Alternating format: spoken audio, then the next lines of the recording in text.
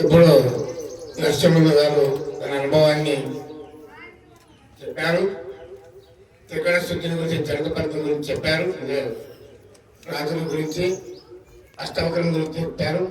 తనువు మనస్సు ప్రాణం ఇచ్చిన ఏమన్నా ఉంటావా అన్నాడు. అయితే బాలకృష్ణ ప్రభు గారు కందడుతున్నా ఈ మూడు మరుపే, ఇవిస్తే సాధ్యమే కాదు. కథ వ్యతమానది ఎన్నటికి, అది కథ చరిత్ర. ఆడికే సరిపెట్టుకుంటామా, సరిపోతుందా అనేది బాలకృష్ణ ప్రయాణం చేశాడు. దీనికి మరపల తొలి వేణులు 3, ఎరుకన 4వ శరీరం ఈ 2 ఒకటే. పరిపూర్ణం ఆవలిది ఈ వలి ఎరుకన గురు వాక్య చేత చిమ్మోయి అని చెప్పాడు. ఈ వలి ఎరుకటువంటిది, ఎట్లా పనిచేసేది, పోను లేని ఎరికే లేదు. వాడు ఎంత మార్పులు కానీ వాళ్ళకి భావనను అందుకోలేకపోయి మమ్మల్ని సస్తున్నాం అంటే తెలుసుకోలేకపోతున్నాం. అయితే ఇక్కడ నావే నీళ్ళు రిజిస్ట్రేషన్ అయింది. ఒకటింపు చెప్పాను.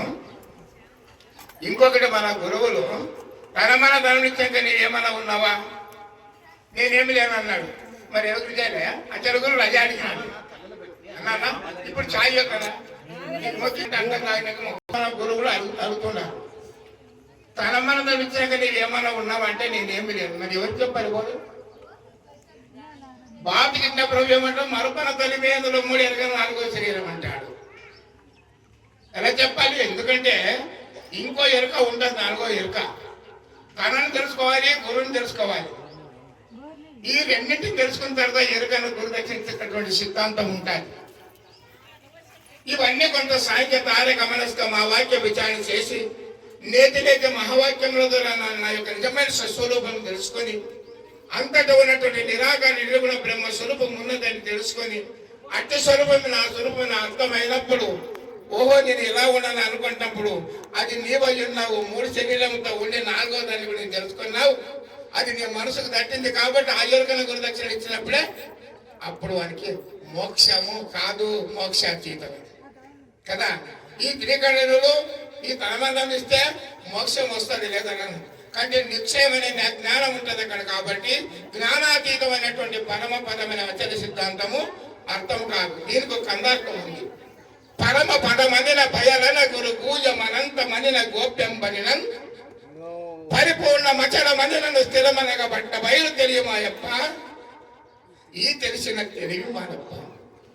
ఎరుక ఎరుగనిదన్నా, ఎరుక మీరిదన్నా, ఎరుక మార్పులు లేని పరవస్తువు అన్న బయలు తెలియమాయప్ప.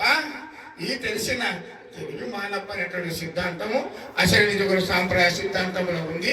అందరూ కూడా దీన్ని అంటే ఒక్కొక్కరు కూడా సబ్జెక్ట్ చెప్పండి పోతేనే సభ ఉంటుంది. దీనికి కొంత మనకు కూడా కొంత ఆశలు ఉంటుంది చెప్పడానికి కూడా.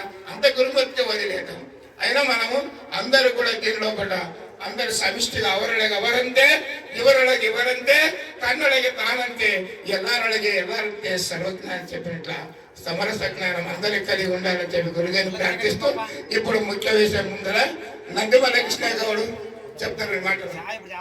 గురువులను ప్రార్థన